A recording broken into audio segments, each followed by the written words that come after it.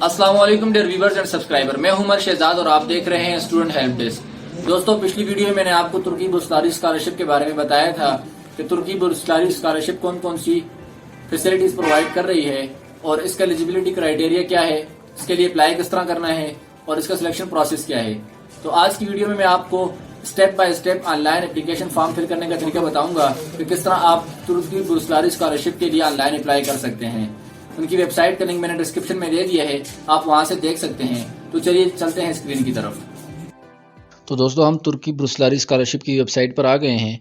अगर आपने पहले ख़ुद को रजिस्टर करवाया हुआ है तो आप अपनी ईमेल और जो पासवर्ड आपने लगाया था वो पासवर्ड डाल के लॉगिन कर सकते हैं। अगर आप रजिस्टर नहीं हुए तो आपने रजिस्टर पे क्लिक करके पहले ख़ुद को रजिस्टर करना है। रजिस्टर करने के लिए सबसे पहले आपने अपना नाम, फर्स्ट नेम और उसके बाद मिडिल नेम है तो वो यहाँ लिखना है। उसके बाद आपने सर नेम लिखना है।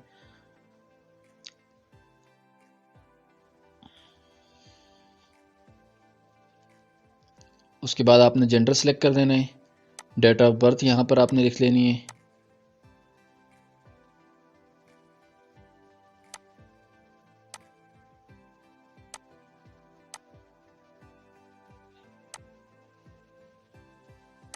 उसके बाद आपने नेशनलिटी, पाकिस्तान है तो पाकिस्तान लिख लें, अगर इंडिया है तो इंडिया। उसके बाद आपने अपना ईमेल एड्रेस डालना है।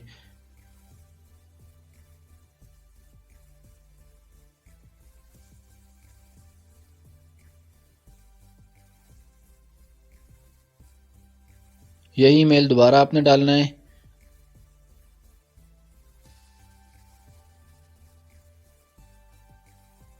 उसके बाद आप अपनी मर्जी का कोई भी पासवर्ड लगा सकते हैं।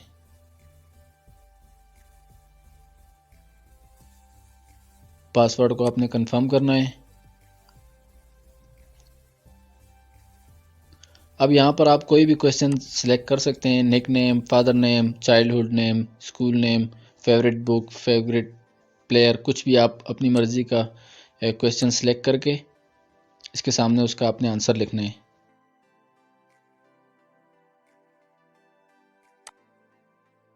उसके बाद आई हैव रीड सब कुछ करके आपने अप्रूव करके सेव कर देना है। सेव करने के बाद आपका नाम, आपकी कंट्री आपसे उसकी कंफर्मेशन लेगा तो आपने आई अप्रूव करके सेव कर देना है। अगर नाम की स्पेलिंग की मिस्टेक है तो आप इसे एडिट भी कर सकते हैं। सेव करने के बाद आपको एक मेल चली गई है। आपने अपनी मेल लॉगिन करके वहाँ से अपनी आईडी को आपने एक्टिव कर देना है। मैंने अपनी मेल ओपन कर दी। अब ये देखें, फर्स्ट पे तुर्की स्कॉलरशिप के नाम से मेल आई हुई है। अब इस लिंक पे हमने क्लिक करना है। Please click on below, complete your registration process and confirm your email. Click करने के बाद अब हमारी आईडी एक्टिव हो चुकी है। अब यहाँ हमने दोबारा अपनी आईडी डालनी है। जीमेल आईडी डालने के बाद वही पासवर्ड जो भी हमने रजिस्टर करते वक्त लगाया था वो पासवर्ड हमने यहाँ पे पुट कर देना है।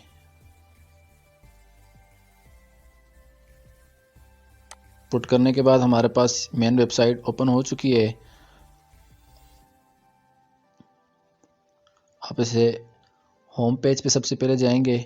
मैं आपको दिखा देता हूँ कि कहाँ से आपने स्कॉलरशिप के लिए अप्लाई करना है। अभी ये ऑप्शन हमारे पास ओपन नहीं है, लेकिन जब हम ये सारे रेड डॉट्स को फिल कर लेंगे, सारी इन्फॉर्मेशन को, तो फिर हमारे पास ये ओपन हो जाएंगे। तो सबसे पहले पर्सनल इन्फॉर्मेशन पे जाते हैं। एडिट पे क्लिक करके हमने डाटा पुट करना स्टार्ट करना है। नाम, सर नेम ये लिखा हुआ है। जेंडर, मैरिटल स्टेटस यहाँ पे सिंगल कर दिया। डेट ऑफ बर्थ लिखी हुई है। कंट्री ऑफ बर्थ यानी जहाँ आप पैदा हुए हैं वो वाली कंट्री आपने यहाँ पे लिख देनी है। जैसे मैंने लिखा पाकिस्तान। सिटी ऑफ बर्थ, अगर आपकी सिटी का नाम नहीं आता तो आपने अपने डिस्ट्रिक्ट का नाम लिख देना है। यहाँ पे अपना आप NIC पुट कर सकते हैं या पासपोर्ट नंबर, जो आप इजीली आपके पास अवेलेबल हो आपने वो यहाँ पे डाल देना है। अब मैंने आईडी कार्ड चूज़ किया तो मुझे अपना आईडी कार्ड नंबर लिखना है यहाँ पर।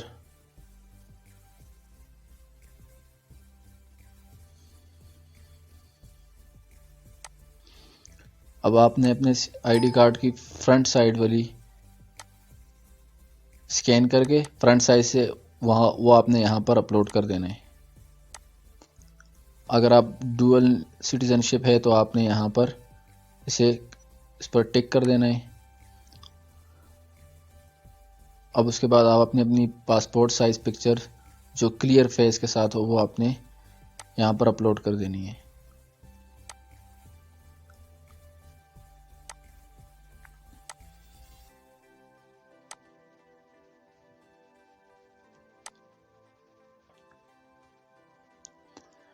पासपोर्ट साइज पिक्चर अपलोड करने के बाद आपने यहाँ से अपना रिलीजन सेलेक्ट करना है।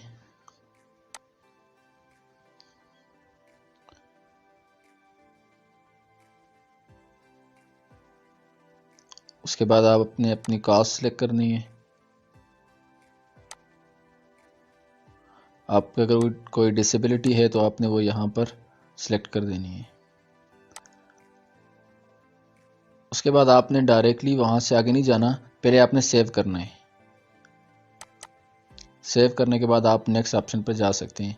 अभी हमने बिल्कुल ठीक पुट किया है तो डबल टिक इसके ऊपर आ गए हैं, वगरना ये इस तरह ही आपको एरर देता। तो दोस्तों उसके बाद हमने इन्फॉर्मेशन ऑन हॉबीज़ पे क्लिक करना है और इसे एडिट करना है कि आपकी हॉबीज़ क्या क्या हैं। इसमें हमारे पास बहुत से ऑप्शन हैं। आपकी जो हॉबीज़ हैं आप वो यहाँ से सिलेक्ट कर सकते हैं और उसे डिस्क्राइब भी कर सकती हैं। जैसे मैंने लिखा कंप्यूटर। अब कंप्यूटर में मैं क्या क्या कर सकता हूँ, मैं जैसे जस्ट फॉर्मेलिटी आपको बताने के लिए कर रहा हूँ। तो बस एक दो तीन चीज़ें मैं लिख के आपको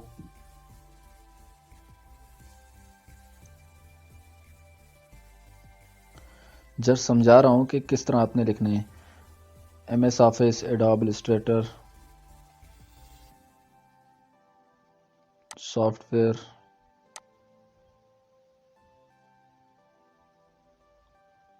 इंस्टॉलेशन। अब इंटरनेट की भी डाल देता हूँ, 2 से ज़्यादा भी आप डाल सकते हैं। अब इंटरनेट के बारे में कुछ थोड़ा सा लिख लें, या आपकी जो भी हॉबी है आप यहाँ पर लिख सकती हैं। और उसके अलावा आप इसकी डिस्क्रिप्शन में ऊपर आप लिख सकती हैं कि आप क्या क्या हॉबीज़ हैं आपकी। आपने सेव कर देना है। सेव करने के बाद हमारे पास जो अगला ऑप्शन है स्पेशल टैलेंट इन्फॉर्मेशन। अगर आपके अंदर कोई स्पेशल टैलेंट्स है तो आप वो भी डाल सकती हैं। आर्ट से रिलेटेड है, म्यूज़िक से रिलेटेड है या स्पोर्ट्स से रिलेटेड जो भी टैलेंट है आप डाल सकते हैं। जैसे फॉर एग्ज़ाम्पल मैं फ़ुटबॉल का डालता हूँ, फ़ुटबॉल कर दिया। डिस्क्रिप्शन में मैंने लिख दिया प्लेयर, या आप जो भी आप डालें आप उस हिसाब से कुछ भी लिख सकती हैं। सेव कर दिया। अभी हमारे पास कंप्लीट हो गया है। तो नेक्स्ट हमारे पास है फैमिली इन्फॉर्मेशन। फैमिली इन्फॉर्मेशन में सबसे पहले आपने अपनी मदर नेम लिखना है।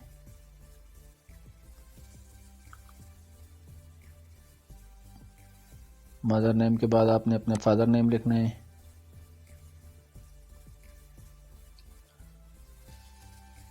नंबर ऑफ सिबलिंग, कितने बहन भाई हैं आपने यहाँ पे लिख देना है।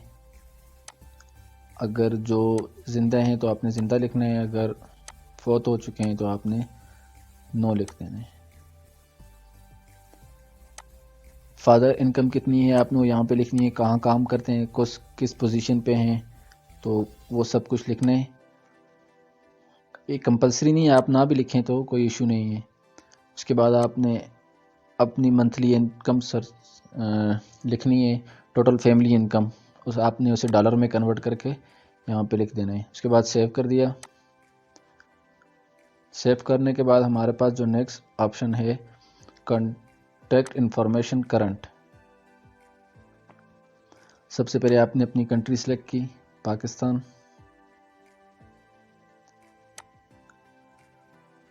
उसके बाद सिटी, अगर आपकी सिटी यहाँ पे शो नहीं हो रही तो आप अपना डिस्ट्रिक्ट भी लिख सकते हैं। पोस्टल एड्रेस, जिनको अपने डिस्ट्रिक्ट का पोस्टल एड्रेस पता नहीं है वो नेट से सर्च कर सकते हैं। उसके बाद अपना होम नंबर में अपने फादर या बड़े भाई किसी का भी आप लिख सकते हैं। उसके बाद अपना मोबाइल नंबर लिख लें।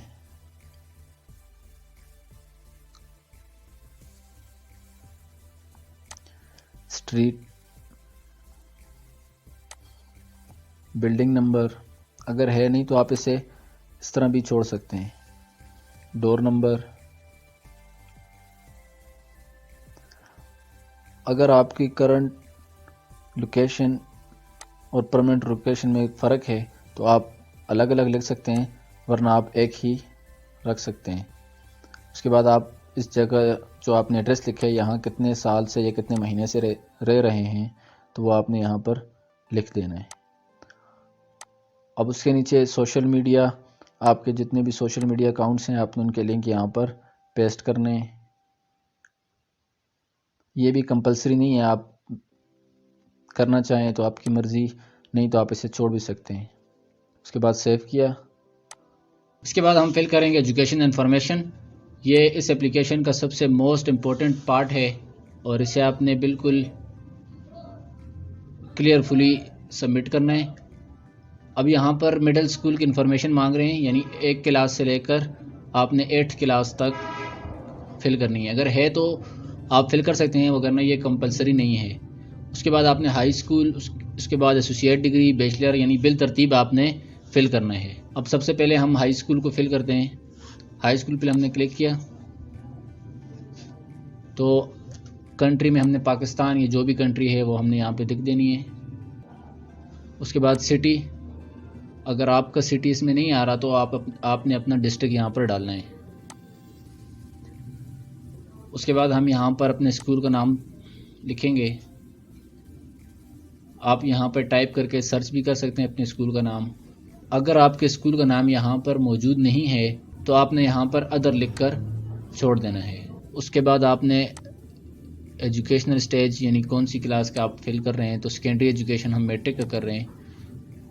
मैट्रिक में आपने जो जिस टाइप का आपका स्कूल कॉलेज था तो आपने यहाँ पे वो लिख देना है। उसके बाद सब्जेक्ट में आपने major subject science, natural science जो भी था आपने वो यहाँ पर लिख देना है। अब ग्रेजुएट्स का मतलब आपने अगर कंप्लीट कर ली है तो आपने ग्रेजुएट लिखना है, कंटिन्यू है तो कंटिन्यू लिखना है। उसके बाद आपने यहाँ पर अपनी स्टार्ट डेट लिखनी है कि किस डेट को आपने मैट्रिक स्टार्ट की थी। तो बहुत से स्टूडेंट्स को नहीं पता, तो आपने इस तरह करना है कि डीएमसी के ऊपर आपकी रिज़ल्ट डिक्लेयर डेट लिखी हुई है तो आपने उसे 2 साल पीछे की डेट लिख लेनी है। यानी आपने अगर 2013 में मैट्रिक की है तो आपने 2011 की डेट लिखनी है।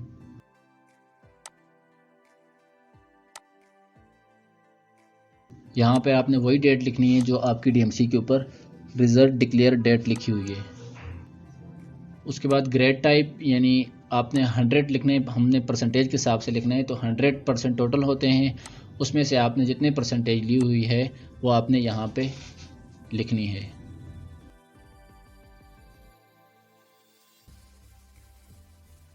ये यहाँ पर वो लिखना है जो आपकी परसेंटेज में डेसिमल पॉइंट के बाद, यानी 79 पॉइंट समथिंग जो भी है आपने वो यहाँ पे लिखना है। अब यहाँ पे आपने अपनी डिग्री अपलोड करनी है स्कैन फॉर्म में।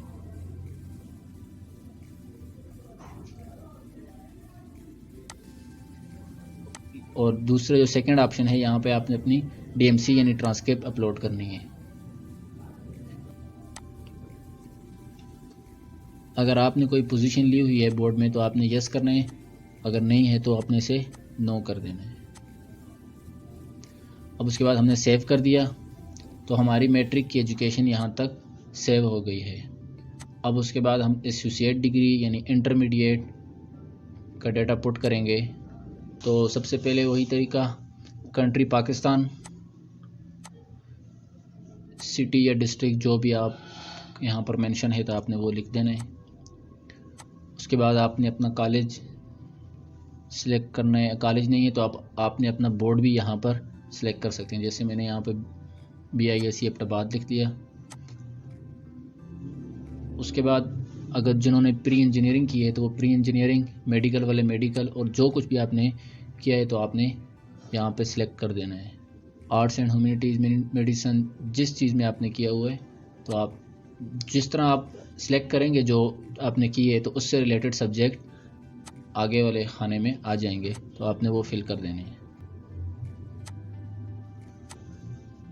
यहाँ पे अगर कंटिन्यू है तो कंटिन्यू, और कंप्लीट हो चुकी है तो ग्रेजुएट। और इसी तरह आपने यहाँ पर स्टार्ट डेट और एंड डेट लिख देनी है।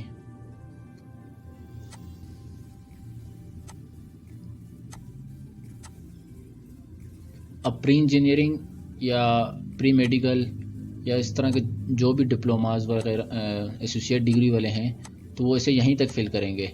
इसके बाद अगर वो इसके बाद आगे वो एजुकेशन फिल नहीं करेंगे, क्योंकि उन्होंने बैचलर के लिए अप्लाई करना है या MBBS के लिए अप्लाई करना है। उसी तरह आपने ग्रेडिंग सिस्टम 100% ग्रेड, जो आपकी परसेंटेज है वो आपने लिख देनी है, और अपनी FSC की डिग्री यहाँ पर अपलोड करनी है। उसके बाद ट्रांसक्रिप्ट आपने अपलोड करनी है,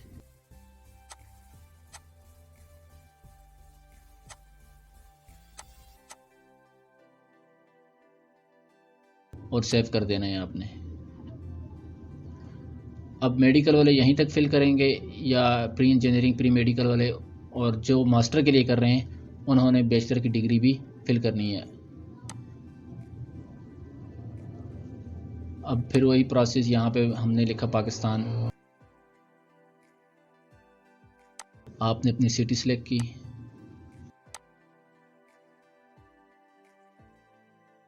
यहाँ पर आपने अपना कॉलेज या यूनिवर्सिटी जहाँ से आपने बैचलर किया है तो वो आपने यहाँ पे सर्च कर देना है।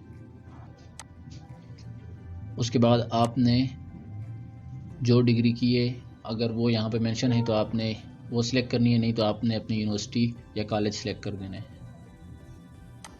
अब जिस डिपार्टमेंट में आपने बैचलर किया है आपने वो डिपार्टमेंट सिलेक्ट करना है। जैसे मैंने बायोकेमिस्ट्री में किया है तो मैंने बायोकेमिस्ट्री सिलेक्ट कर दी।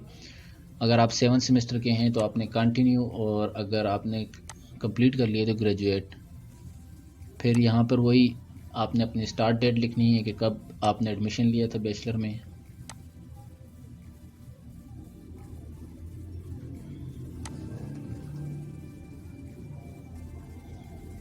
और उसके बाद आपने यहाँ पर अपनी एंड डेट लिख देनी है। और जो कंटिन्यू स्टूडेंट हैं 7 सेमेस्टर जिनका एंड होने वाला है वो अप्लाई कर रहे हैं तो वो यहाँ पे आज की डेट डाल दें। उसके बाद अब यहाँ पे GPA है तो मैक्सिमम GPA 4 है हमारे यूनिवर्सिटी में, तो हमने 4 किया, और उसमें से जितना GPA आपने लिया है आपने वो लिख देना है। और 3 पॉइंट अगर 5 है, 7 है, जो भी है तो आपने वो डेसिमल पॉइंट के बाद लिखना है। अब यहाँ पे आपने अपनी डिग्री डालनी है। अगर डिग्री ना हो तो आप ट्रांसक्रिप्ट भी डाल सकते हैं। अब मेरे पास BS की डिग्री नहीं है तो मैंने दोनों जगहों पे BS की ट्रांसक्रिप्ट डाल दी।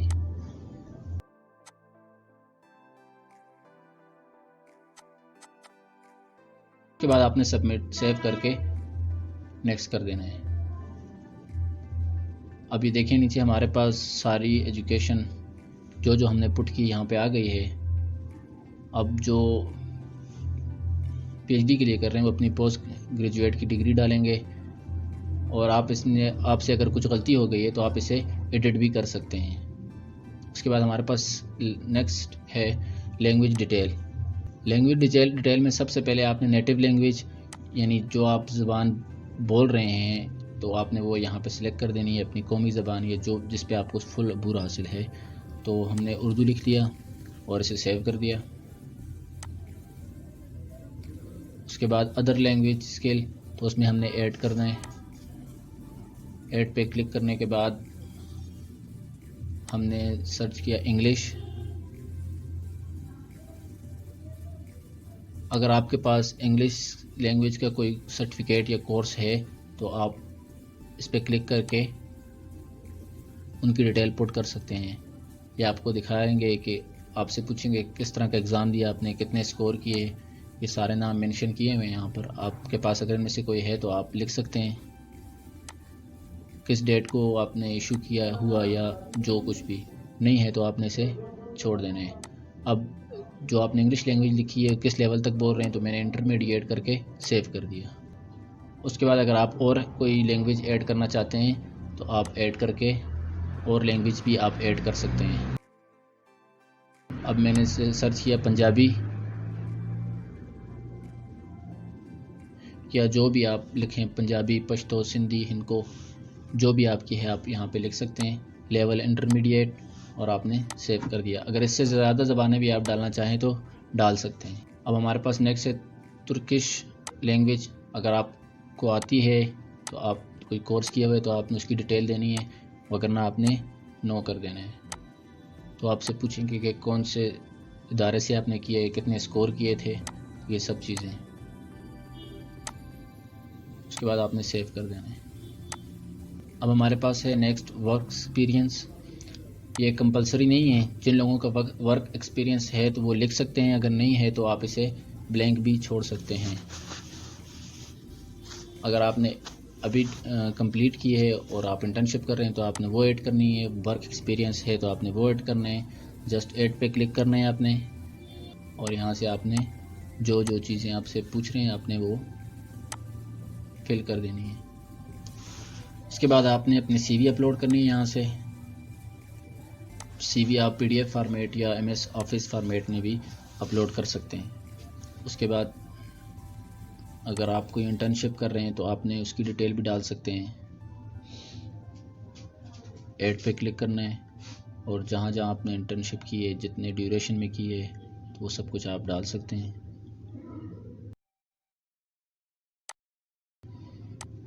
यहाँ पे आपने अपना कंट्री सेलेक्ट करना, कंपनी नेम जहाँ पे आपने इंटर्नशिप की है, जैसे मैंने खिदमत लैब में की है तो मैं खिदमत लैब लिख लूँ, या कुछ भी आप XYZ कुछ भी आप लिख सकते हैं जो आप जहाँ पे आपने की है। ड्यूरेशन इन मंथ, कितने मंथ की आपने की है आप वो यहाँ पे डाल सकते हैं। सब्जेक्ट टॉपिक ऑफ इंटर्नशिप, जिस टॉपिक पे जिस सब्जेक्ट में आपने इंटर्नशिप की है आपने वो लिख के सेव कर देना है।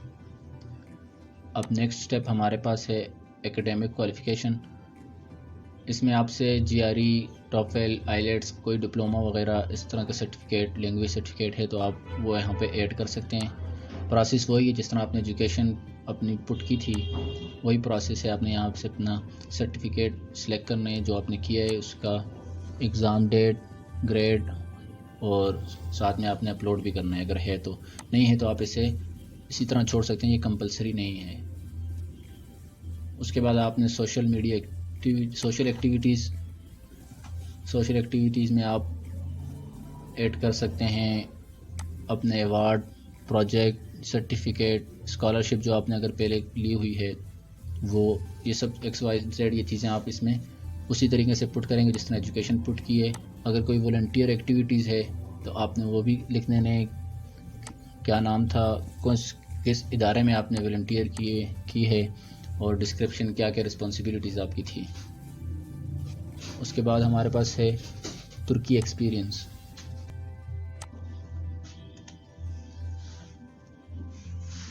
तुर्की एक्सपीरियंस में आपने, अगर आपको तुर्की लैंग्वेज आती है तो आपने यस करना है, अगर नहीं आती तो आपने नो कर देना है। उसके बाद इस स्कॉलरशिप के बारे में कहाँ से आपको पता चला, मुझे सोशल मीडिया से, तो मैंने सोशल मीडिया लिख लिया।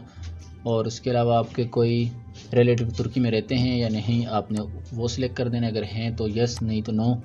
और do you have any relative living in Turkey, तो आपने उसके बाद सेव कर देना। ये चीज़ें पुट करने के बाद अब बहुत से स्टूडेंट यहाँ पे ये गलती करते हैं कि इसके बाद आप माई एप्लीकेशन पे चले जाते हैं। यहाँ पे आपने नहीं जाना, क्योंकि अभी तक आपने अपनी प्रोफाइल बनाई है, आपने किसी एप्लीकेशन के लिए, किसी स्कॉलरशिप के लिए अप्लाई नहीं किया। अब आप होम पेज पे जाएंगे, यहाँ से आपने अपनी स्कॉलरशिप का अप्लाई स्टार्ट करना है। यहाँ से आपका स्कॉलरशिप का अप्लाई स्टार्ट होगा। अगर आप बैचलर के लिए कर रहे होते तो आपने इंटरमीडिएट तक के डॉक्यूमेंट्स पुट किए होते, तो आपके पास यहाँ पर ये जो रेड कर्सर है, जो मास्टर रेड लाइन है जो मास्टर डिग्री पर आई हुई है, वो बैचलर पर आती। अगर मास्टर डिग्री यहाँ पर एजुकेशन में पुट की होती तो ये ऑटोमेटिक PhD पर आती। तो अब हमने बैचलर तक की पुट की है, मास्टर के लिए अप्लाई कर रहे हैं, तो मास्टर के नीचे रेड लाइन आई हुई है कि हम मास्टर के लिए अप्लाई कर रहे हैं।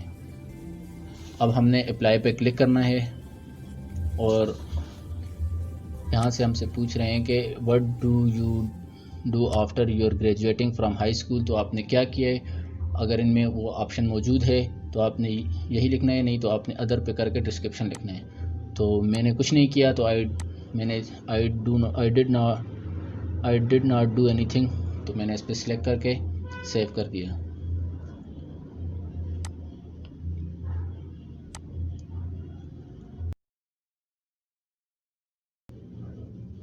अब दोबारा अप्लाई पे क्लिक करें। ये आपसे टर्म्स एंड कंडीशन अटेंशन आपसे पूछ रहे हैं, तो आपने सारी क्लियरफुली रीड करनी है और उसके बाद स्टार्ट एप्लीकेशन पे क्लिक कर देना है। सबसे पहले ये आपको general condition for application conditions बता रहे हैं, ये आपने रीड करनी है और उसके बाद आपने I have read and accepted all the condition, तो उस पर क्लिक करके आपने सेव कर देना है। सेव करने के बाद इस एप्लीकेशन का मोस्ट इम्पोर्टेंट जो काम है वो आपके सामने आ गया कि आपने यूनिवर्सिटी सिलेक्ट करनी है। यूनिवर्सिटी सिलेक्ट करने के लिए आपने ऐड करना है। ऐड करने के बाद आपने जिस डिग्री की क्वालिफ़िकेशन आपने डाली होगी, जो डिपार्टमेंट आपने वहाँ सिलेक्ट किया होगा, उससे रिलेटेड जितने भी डिपार्टमेंट हैं वो आपके सामने आ जाएंगे। आप इन सब डिपार्टमेंट में अप्लाई कर सकते हैं। तो किसी एक पे आप क्लिक करेंगे तो आपके सामने यूनिवर्सिटीज़ की लिस्ट आ जाएगी, जो यूनिवर्सिटी ये प्रोग्राम करवा रही है, किस ज़बान में करवा रही है, कहाँ पर है यूनिवर्सिटी, इस यूनिवर्सिटी का नाम क्या है, ये सब कुछ आपके सामने आ जाएगा। आपने इसे आराम से पढ़ना है और उसमें से जिस यूनिवर्सिटी में आप अप्लाई करना चाहते हैं तो वो आप कर सकते हैं। आपने मैक्सिमम 12 यूनिवर्सिटी सिलेक्ट करनी है और मिनिमम आप एक कर सकते हैं। अब मैं इनमें से कोई भी एक यूनिवर्सिटी सिलेक्ट करता हूँ तो ये यूनिवर्सिटी हमारी ऐड हो गई। अब हमने दूसरी यूनिवर्सिटी सिलेक्ट करने के लिए दोबारा ऐड पे क्लिक करना है। अब फिर वही डिपार्टमेंट हमारे सामने आ रहे हैं। अब हम किसी और फील्ड में करना चाहते हैं तो उस फील्ड की हम यूनिवर्सिटी सिलेक्ट करेंगे। जैसे ही हम किसी एक पे क्लिक करेंगे तो उस फील्ड से रिलेटेड जितनी भी यूनिवर्सिटीज़ हैं जो ये स्कॉलरशिप ऑफ़र कर रही हैं वो उनकी लिस्ट सामने आ जाएगी। आप एक फील्ड में 12 यूनिवर्सिटी भी सिलेक्ट कर सकते हैं और डिफरेंट फील्ड में भी यूनिवर्सिटी सिलेक्ट कर सकते हैं, लेकिन टोटल आपने 12 सिलेक्ट करनी है और कम से कम आप एक यूनिवर्सिटी लाजमी सिलेक्ट करेंगे।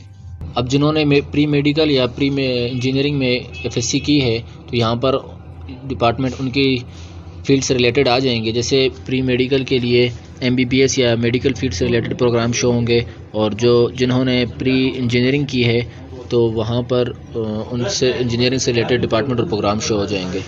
हमने मेडिकल बायोलॉजी की सिलेक्ट की तो इसमें हमारे पास डिफरेंट यूनिवर्सिटीज़ आ गई हैं।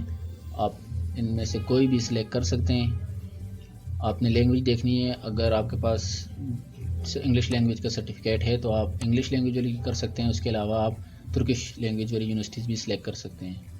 उसके बाद अब मैं सिर्फ 2 यूनिवर्सिटी सिलेक्ट कर रहा हूँ क्योंकि वीडियो बहुत लंबी होती जा रही है। आपने अगर और ऐड करनी है तो आप ऐड पे क्लिक करके ऐड कर सकते हैं। उसके बाद आपने यहाँ पर एग्री करना है और सेव कर देना है। अब लेटर ऑफ इंटेंट बहुत इम्पोर्टेंट है। जो बैचलर के लिए कर रहे हैं उन्होंने सिर्फ फर्स्ट जो कॉलम है या फर्स्ट टेबल है आपने उसमें लिखना है। उसके अलावा आपने बाकी में ना लिखें, अगर लिखें तो अच्छा है, आपको प्लस मार्क्स मिल सकते हैं इसके। लेटर ऑफ इंटेंट लिखते हुए आपने जल्दबाजी नहीं करनी। आप 2, 3, 4, 5, 6 दिन में भी इसे आराम से किसी एक्सपीरियंस होल्डर से मशवरा करके भी लिख सकते हैं। यहाँ पे आपने लिखना है, अगर आपको कोई रिसर्च पेपर पब्लिश हुआ है तो आपने उसकी डिटेल लिखनी है और अपना स्टडी प्लान लिखना है कि क्यों आप तुर्की में स्टडी करना चाह रहे हैं और क्या स्टडी करना चाह रहे हैं और इससे आपको क्या फ़ायदा होगा और आपके मुल्क को क्या फ़ायदा होगा।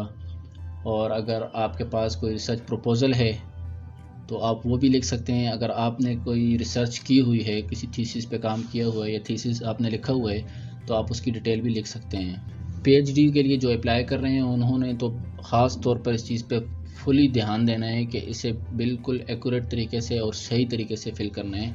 आपने अपने यहाँ पे लिखना है subject of the study, work title, जिस टाइटल पे आप काम करेंगे, जिस टाइटल पे आप रिसर्च करेंगे वो टाइटल लिखना है और उसके अलावा एनालिसिस, रिसर्च मेथड लिखना है, जनरल स्ट्रक्चर क्या होगा, academic contribution of the study, मतलब आपकी स्टडी में कैसे कंट्रीब्यूट करेगा, लिटरेचर रिव्यू। अगर इन कॉलम्स में आपकी वो बातें मुकम्मल नहीं हो रही तो आपने लास्ट वाले कॉलम में एक्स्ट्रा आप लिख सकते हैं। मेरे पास लिखा हुआ है तो मैं जस्ट इसे कॉपी और पेस्ट कर रहा हूँ ताकि वीडियो ज़्यादा लंबी ना हो। आप इसे स्टेटमेंट ऑफ पर्पस भी समझ सकते हैं और स्टडी प्लान भी समझ सकते हैं या रिसर्च प्रपोजल भी यहाँ पे लिख सकते हैं। मैं इसे बस जस्ट कॉपी पेस्ट कर रहा हूँ ताकि हमारी एप्लीकेशन आगे प्रोसीड हो।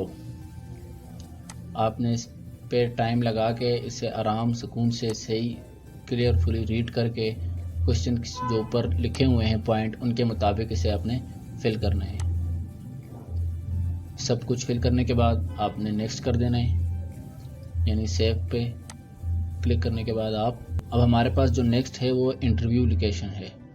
आपने कहाँ इंटरव्यू देने हैं ये इन्होंने हमें सिटीज़ दिए हुए हैं। कौन से कंट्री में आपने देने हैं, तो पाकिस्तान से हैं तो पाकिस्तान, और 4 मेजर सिटीज़ हमें दिए हुए हैं, लाहौर, इस्लामाबाद, कराची, 3।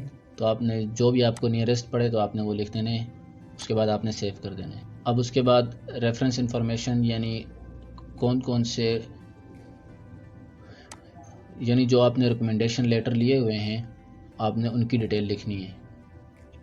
तो आपने यहाँ सिंपली ऐड करना है।